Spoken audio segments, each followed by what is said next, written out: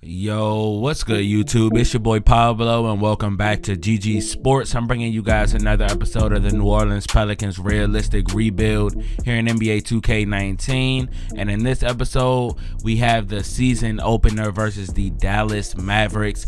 This is a tough team, of course, with Porzingis now and Luca Doncic, Tim Hardaway and company.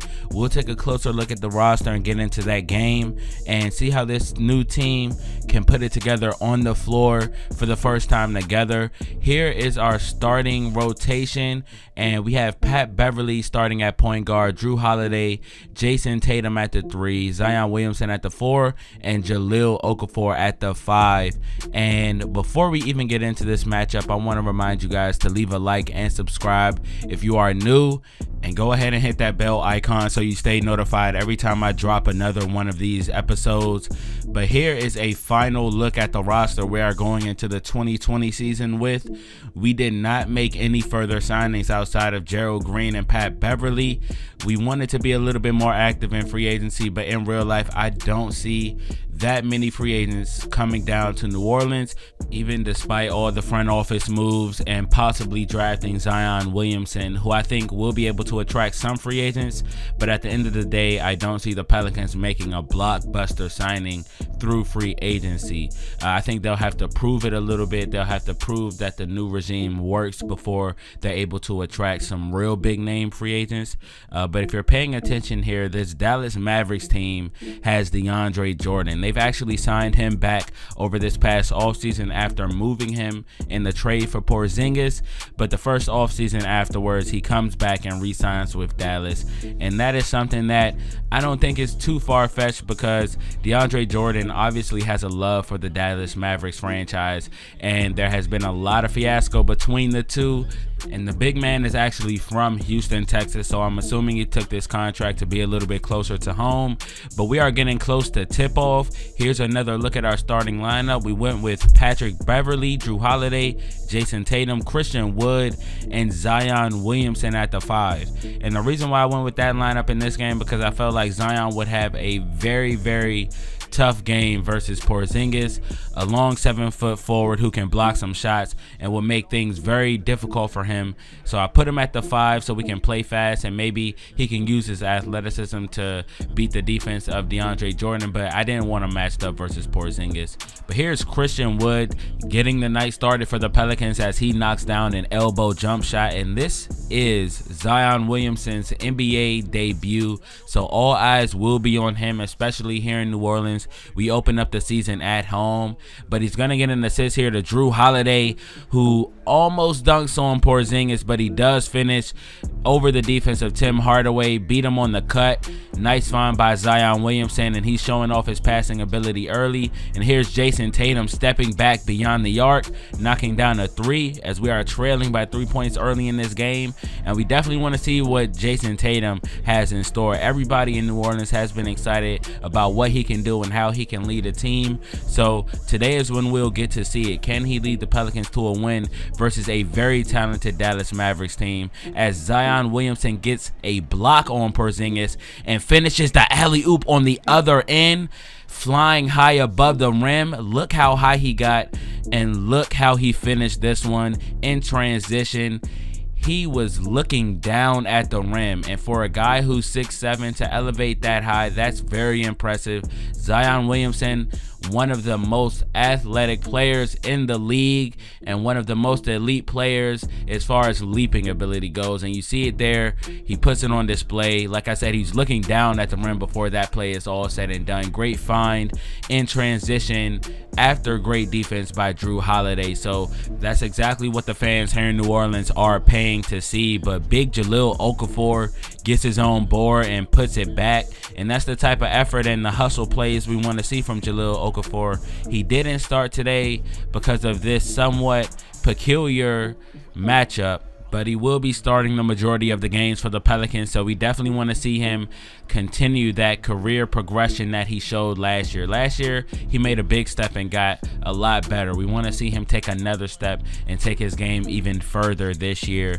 But Kristaps Porzingis does get an easy lay-in right there. The Pelicans are now trailing by 6 points after Marcus Smart knocks down a 3 there, and he is going to be the leader of this bench unit. We're going to have Marcus Smart as the 6th man leading the bench unit, and hopefully he can bring some energy and some good defense to that unit, along with Darius Garland, who will be in the backcourt with him leading the bench unit. And we're coaching up Darius Garland to play some defense this season. He's under the tutelage or the mentorship of Pat Bev, so by the end of the season he's going to be a solid defender if he's learning from Pat Beverly, Drew Holiday, Marcus Smart, and all the defensive guys we have. I think he'll be a fine defensive player, and it'll be tough for any opposing guards to score on this team, because if Darius Garland picks up his defense, you also still have Pat Beverly, Marcus Smart, and Drew Holiday playing perimeter defense. So this team, I believe, will get a lot of steals and play a lot of lockdown defense, as Jason Tatum gets a tough finish there, as we have tied things up as we're about to go to halftime right now at 52. And Zion Williamson is going to get an easy lay-in. We created the mismatch after the screen, and we go into halftime. I believe we're tied up. Kristaps Porzingis is going off. So is Luca Doncic. This team is going to be very exciting. We actually hold the lead by 2, 54-52. We're shooting over 50% right now. We're moving the ball very fluidly, as we have 18 assists at the half. And here's another one to add to the team total, as Jason Tatum catches one, lines it up for 3, but Kristaps Porzingis comes back and knocks one down of his own. So we're going back and forth. This is a very close game. They take the lead 60-58 after the and one of Luca Doncic, as he cannot convert the and one though. But Luca finishing with another flush in transition, and he's in the corner this time for 3. Found by Kristaps Porzingis, having the vision to find his guy across court, and there's Tim Hardaway knocking down the 3. So they are hitting on all cylinders at this time, and this is what we wanted to avoid, these players getting hot. But Drew Holiday is able to respond as he knocks down a step back. Here's Marcus Smart coming around the screen, perfect release, wide open. He knocks down the triple, and it is now the third quarter. Drew Holiday coming off of the screen. Mid-range shot goes down for him. We are trailing by 9 in this game, and now actually is pushed to 11 after the mid-range shot of Luca Doncic. And Porzingis and Doncic are looking as lethal as a lot of people think they will next season, and they're able to put it together, and their play styles seemingly complement each other, as Darius Garland comes open off of the off-ball screen and knocks down the trifecta. Zion Williamson with a flush, pick and roll there. Marcus Smart draws in the defense and finds Zion for the easy jam. And there's Porzingis coming off of the dribble, knocking down the free throw line jump shot. Here's Doncic flying over Drew Holiday for the dunk, and they are leading by 9 points. And here is Teletovic wide open, a key acquisition for the Dallas Mavericks, playing the X Factor role as he knocks down a 3 right there. Bad timing for the Pelicans. We need some stops and some offense, quick offense. We actually get that on this play. Pat Beverly pickpocketing Brunson and turning it into an easy deuce. And here is Zion trailing Marcus Smart, and he is found for an easy tomahawk slam.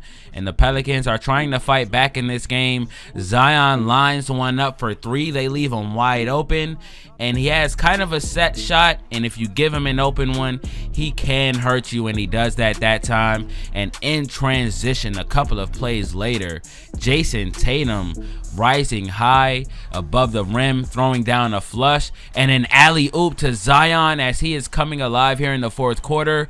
Pat Bev lobbing this one up to him, allowing him to finish with some authority, and there was no way Brunson was going to stop that play. But we cannot play defense as Tim Hardaway comes around the screen and knocks down a trifecta. So we are still trailing in this game by 7 points with over 6 minutes to go, as Jason Tatum hits a step back on Luca Doncic, and this is an interesting matchup going down to the wire. Luca Doncic versus Jason Tatum. Jason Tatum gets the better of him on that particular play, but it's been Doncic who's been able to put his team in the best position as we are still trailing in this game with 6 minutes to go. Zion Williamson gets another flush, and he is having as an impressive NBA debut as any, and he continues to put himself in the best position to finish easy or high percentage baskets. So definitely an impressive night for him. We want to give him a win on his NBA debut, so the team has to get it together. Here's Zion lining up another three, cutting the lead down to just 4, and that is not normally his shot, but he's making it work in this game. They're leaving him wide open, but we fall asleep on transition defense, and Porzingis is able to get those points right back. And Porzingis working his way inside, overpowering the Pelicans defense. We haven't had an answer for him yet, and here is Zion posterizing DeAndre Jordan, and the night just keeps getting better for Zion, but we are not winning. Here is Porzingis just powering his way inside. Nothing the Pelicans could do there as he finishes with an easy 2 points. And the next play, we're going to get an illegal screen called by the refs on Gerald Green. And with 90 seconds to go in the game, that was a back-breaking call for the Pelicans. And Tim Hardaway finishes with the floater. And that likely will put the Pelicans' night to bed and their hopes to rest, and the Pelicans lose in this game after a late game. I don't want to say meltdown, but we just couldn't fight back to get back on top. We had everything we needed offensively, but defensively just could not get stops against Porzingis, Doncic, Hardaway, and company. And that's actually a little bit interesting to say, considering how much defensive prowess we have on the team and how much defensive skill we have on the team. We have a couple of guys who have made all-team defense, so it's a little bit weird to say that there's a guy they just couldn't stop down the stretch, even though Porzingis is one of the guys who really did a lot of damage, but he plays down low in the front court. But we had no answer for him at the 4. Zion Williamson was able to thrive there at the 5, but at the 4 we wanted to play a little bit smaller and faster and wanted to be able to stretch the floor for Zion as well, because we put Gerald Green at the 4, but that really hurt us because Porzingis went off in this game. But down the stretch, due to his lack of shooting ability, I wasn't able to play Christian Wood. By the time we got down to the final stretch, Christian Wood had not been having a good game. He's 1 for 3 on 24 minutes, 7 points and 5 boards. But Zion Williamson, even though we lost in this one by a total score of 129 to 121, Zion Williamson finished with 29 points, 17 rebounds, 5 assists, and 3 blocks on 13 of 18 shooting. Jason Tatum pitched in 35 points, 7 rebounds, 3 assists, 3 steals, and 3 blocks on 14 of 20 shooting, and 4 for 6 from deep. So a very impressive outing, very, very impressive day for Jason Tatum. I just wish we could have turned it into a victory, but Kristaps Porzingis does finish with 35 on 14 of 20 shooting himself and make sure the Dallas Mavericks walked out of New Orleans with a W.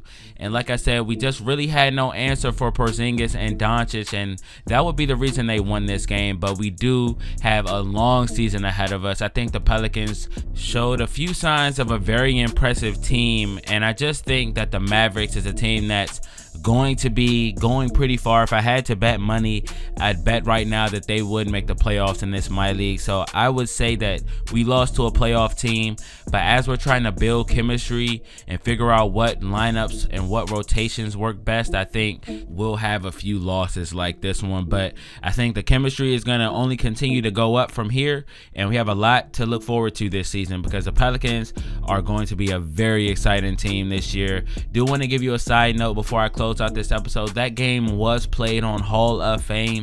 Every game that I will play will be on 12-minute quarters and Hall of Fame difficulty to make sure we get the most challenging and realistic experience in this My League. But I really hope you guys enjoyed this video. It was fun making it. This was a very fun game despite the loss. The next episode we'll be playing against the Chicago Bulls, who re-signed Derrick Rose. So you don't want to miss that game. We'll get some vintage D Rose. I definitely want to give you guys that heads up. In the next one, you definitely don't want to miss it. I'll see you guys in that one. Leave a like and subscribe if you're new. Thanks again for watching. I appreciate the support, and I'll see you guys in the next episode versus the Bulls. Peace.